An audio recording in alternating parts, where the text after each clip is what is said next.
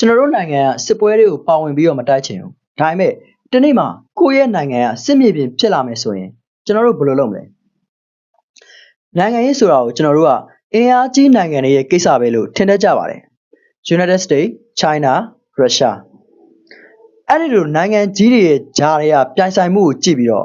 ဒါကတော့အင်အားကြီးနိုင်ငံတွေရဲ့ဂျာဂိမ်းတစ်ခုပဲဆိုပြီးတော့ထင်မိတတ်ကြပါတယ်ဒါပေမဲ့တကယ်တမ်းမှာအဲ့ဒီဂိမ်းကိုသူတို့ပဲကစားနေပေမဲ့ဘုတ်ခုံပေါ်မှာတင်ထားတဲ့နေရုပ်ကလေးတွေကြပြန်တော့ကျွန်တော်တို့လိုနိုင်ငံသေးသေးလေးတွေဖြစ်နေတတ်ပါတယ်မြေပုံတစ်ခါလောက်ကြည့်လိုက်မယ်ဆိုရင်အချို့နိုင်ငံတွေကတစ်ဖက်မှာစူပါပါဝါတစ်ခုရှိတယ်နောက်တစ်ဖက်မှာကြပြန်တော့လဲစူပါပါဝါနောက်တစ်ခုရှိနေပြန်တယ်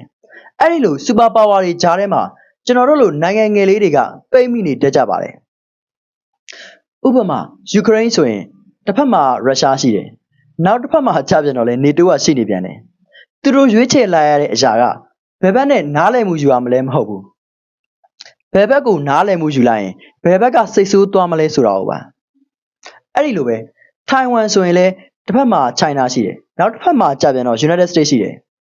သူတို့ရဲ့အခြေအနေကရွေးချယ်ခွင့်ရှိသလိုမျိုးထင်ရပါတယ်ဒါပေမဲ့တကယ်တမ်းမှာတော့ရွေးချယ်မှုတစ်ခုချင်းစီကတစ်ဖက်ဖက်ကိုစစ်ပွဲစီကိုတွန်းပို့ပစ်လိုက်နိုင်ပါတယ်ကျွန်တော်တို့တာမန်ထင်တာကတော့နိုင်ငံတစ်ခုကအခြားနိုင်ငံတစ်ခုကိုတိုက်တယ်ဒါပေမဲ့တကယ်ဖြစ်နေတာကတော့နိုင်ငံကြီးတွေကသူတို့ကတနိုင်ငံနဲ့တနိုင်ငံတော့တိုက်ချင်ကြတယ်ဒါပေမဲ့တိုက်မဲ့နေရာကိုကြပြန်တော့သူတို့ရဲ့နယ်မြေမဟုတ်တဲ့နေရာကိုရွေးချယ်တတ်ကြပါတယ်အဲ့ဒါကို proxy war လို့ခေါ်ပါတယ်ကိုယ်တိုင်မတိုက်ဘူးဒါပေမဲ့အခြားနိုင်ငံကိုတော့စစ်မြေပြင်အဖြစ်အသုံးချပါတယ်အဲ့ဒီအချိန်မှာနိုင်ငံငယ်လေးတစ်နိုင်ငံအတွက်တော့အကြီးမားဆုံးပြဿနာကဘယ်ဘက်ကိုထောက်ခံရမလဲဆိုတာမဟုတ်ပါဘူးဘယ်ဘက်ကိုမထောက်ခံဘူးလဲဆိုတာဖြစ်သွားပါပြီဘာဖြစ်လို့လဲဆိုတော့တစ်ဖက်ဖက်ကိုထောက်ခံလိုက်ရင်နောက်တစ်ဖက်ကဒီစီးပွားရေးရာ PR တွေပေးလာနိုင်ပါတယ်ပြီးတော့ကုန်သွယ်မှုတွေပိတ်ချပလိုက်နိုင်ပါတယ်ဒါပေမဲ့မထောက်ခံဘူးဆိုရင်လည်းဒီ security risk ကတက်လာနိုင်ပါတယ်နိုင်ငံရေး PR တွေကလည်းပို့ပြီးတော့တက်လာနိုင်ပါတယ်အဲ့ဒီလိုအချိန်မှာနိုင်ငံငယ်လေးတစ်နိုင်ငံအတွက်တော့စစ်ပွဲတွေကိုမပါဝင်မဲ့တာမန်ပဲနေကျင်တာကတော့အလွယ်ကူဆုံးအဖြေတစ်ခုလို့ထင်ရတတ်ပါတယ်ဒါပေမဲ့ဂျားနေရင်တောင်မှကိုယ့်ဘက်ကမဟုတ်ဘူးဆိုပြီးတော့နှစ်ဖက်စလုံးကတွေးလာတတ်ကြပါတယ်ဒါဆိုရင်နောက်ဆုံးမှဘာဖြစ်လာမလဲအဲ့ဒီလိုနဲ့နိုင်ငံငယ်လေးတွေက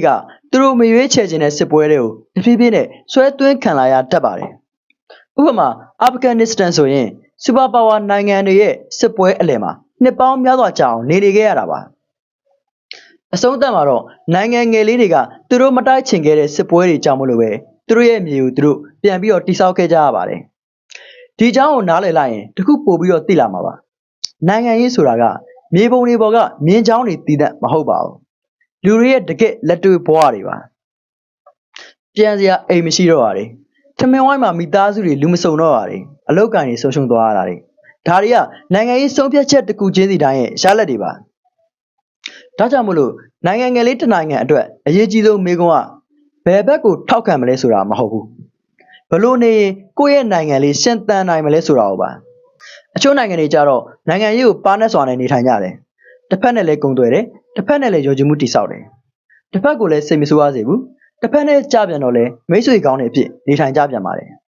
်ဒါပေမဲ့အဲ့ဒီလိုနှစ်နိုင်ငံကြားထဲမှာပါနဲ့စွာနေထိုင်တဲ့ကိစ္စကလည်းဒီ line တွေပေါ်မှာလမ်းလျှောက်ရတယ်လို့ပါပဲတစ်ချက်လှုပ်သွားလိုက်ရင်အောက်ကိုချက်ချင်းကြီးထိုးကျသွားစေနိုင်ပါတယ်ယနေ့လက်ရှိကမ္ဘာမှာတော့ဒီစူပါပါဝါအတွက်ကစားတဲ့ game တွေကပို့ပြီးတော့တောင်မှကျန်းလာပါတယ် economic technology military အဲ့ဒါတွေအားလုံးပေါင်းပြီးတော့မဟာ game ကြီးတစ်ခုလိုမျိုးဖြစ်လာပါတယ်အဲ့ဒီ game ထဲမှာကျွန်တော်တို့လိုနိုင်ငံငယ်လေးတွေကဝင်ကစားတဲ့ player မဟုတ်ပါဘူး